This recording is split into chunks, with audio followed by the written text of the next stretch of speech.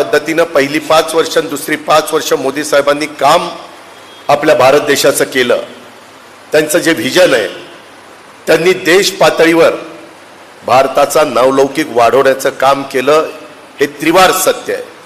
आज पण परदेशात कुठल्याही देशामध्ये गेले तर एवढं प्रचंड संख्येने परदेशातले भारतीय लोक आणि परदेशातले नागरिक त्यांचं स्वागत करतात, ते देखील आपण पाहतो, ते काही लपून राहत नाही.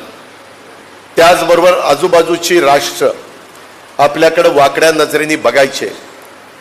पुलवामाला ज्या पद्धतीनं त्यांनी तिथं धडा शिकवला, त्याच्यानंतर पाकिस्ताननी अक्षरशः त्यांचं कंबरड मोडलं. आज त्यांची अर्थव्यवस्था अतिशय खराब झालेली आहे.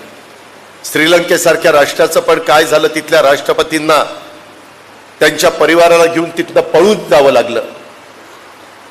त्याच्यामध्ये बांगलादेशशी आपले संबंध चांगले आहेत. इतर आजूबाजूची राष्ट्र देखील आपल्याकडे आता समंजस पद्धतीनं पाहतात. आपली देशाची बॉर्डर सुरक्षितता ही त्यांनी अतिशय व्यवस्थितपणे ठेवण्याचं काम केलेलं आहे.